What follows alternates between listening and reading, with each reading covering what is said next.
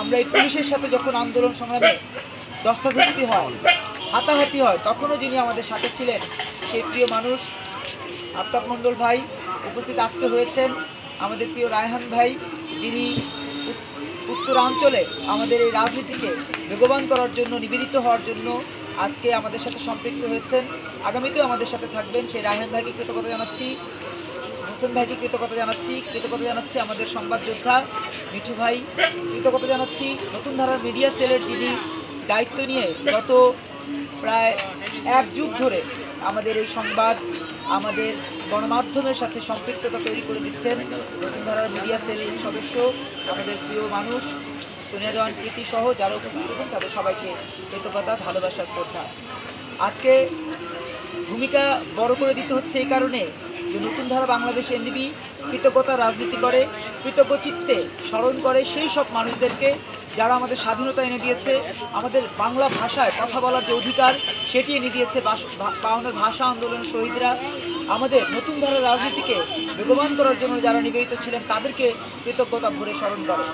বিশেষ করে আমরা কৃতজ্ঞতা জানাই পাগল মন রে মন কেন এত কথা বলে এই গানের গীতিকার আহমেদ কায়সারকে, কৃতজ্ঞতা জানাই নতুন ধারা বাংলাদেশ এনডিবির প্রেসিডিয়াম মেম্বার বীর মুক্তিযোদ্ধা কৃষক বন্ধু আব্দুল মান্নান আজাদকে, কৃতজ্ঞতা জানাই নতুন ধারা বাংলাদেশ এনডিবির presidium member lion doctor Abul Kashem ভুইয়াকে, লায়ন ডাক্তার রাশেদা বেগমকে, কৃতজ্ঞতা জানাই আনোয়ার হোসেন সাইদি ভাইকে, কৃতজ্ঞতা নতুন ধারার অন্যতম অভিভাবক ভাষা সৈনিক রেজাউল করিমকে, নতুন ধারার সাথে সম্পৃক্ত সকল ভাই বন্ধুকে কৃতজ্ঞতা জানাই যারা এই মুহূর্তে আমাদের সাথে নাই, কিন্তু উত্তরে, দক্ষিণে, পূর্বে, পশ্চিমে নতুন ধারার জন্য নিবেদিত হয়ে কাজ করছেন সেই সকল মানুষকে কৃতজ্ঞতা জানাই।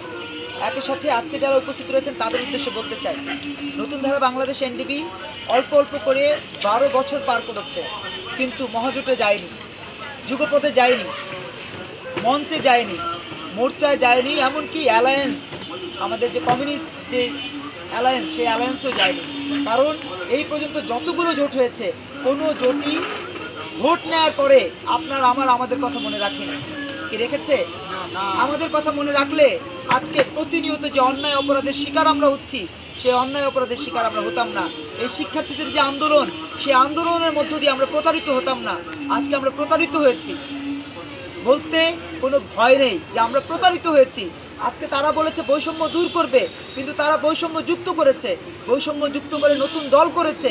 সেই নতুন দলের নেতৃত্বে আসার জন্য চাঁদাবাজি করেছে। কর্পোরেট হাউসগুলো থেকে কোনো কর্পোরেট হাউসের থেকে 1000, 1500, 2000 কোটি টাকা চাঁদাবাজি করেছে। অথচ ঢাকা বিশ্ববিদ্যালয়ে অধ্যয়ন করা সত্ত্বেও আমরা কারো কাছে 2 টাকা চাঁদা চাইনি। কেউ যদি সেধে 2 টাকা দিয়েছে বলেছে আলহামদুলিল্লাহ, কেউ যদি না দিয়েছে বলেছে ঠিক আছে।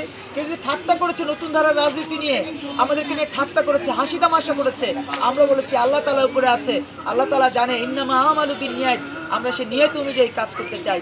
নতুন ধারা বাংলাদেশ এনডিবির পক্ষ থেকে বলতে চাই 2018 সালে গুম করা হয়েছে, আমাকে নির্যাতন নিষ্পেষণের শিকার হয়েছে নতুন ধারার নেতাকর্মীরা, জেল খেটেছে, জুলমের শিকার হয়েছে। তারপরেও আমরা অন্যায়ের বিরুদ্ধে কথা বলেছি।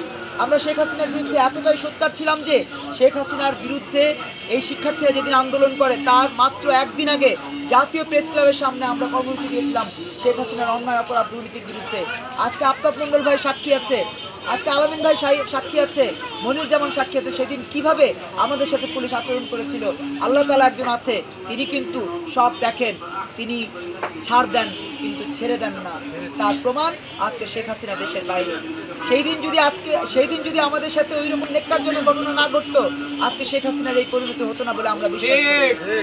নতুন ধারার রাজনীতিকেরা সংখ্যায় যত অল্প বা যত বেশি পরিচয় হোক না কেন, নতুন ধারার প্রতিটা নেতাকর্মী হৃদয় থেকে নতুন ধারার রাজনীতি করে। আজকে ডাক্তার নূরজাহান মীরা বলেছে যে ঈদ উপলক্ষে তারেক রহমান তো বড় বড় গিফট পাঠাবে, ছাত্র দলের নেতাদেরকে পাঠায়, যুব দলের নেতাদেরকে পাঠায়, মূল দলের নেতাদেরকে পাঠায়, শ্রমিক দলের নেতাদেরকে পাঠায়, কিন্তু এই টাকার উৎস কোথায় সেটি আজকে আমরা জানতে চাই। আমরা জানতে চাই টাকার উৎস কোথায়। তাদেরকে আলাউদ্দিনের চারা গাছে ঘষা দেয় আর এত টাকা আসে, সেই টাকা দিয়ে তারা গিফট পাঠায়।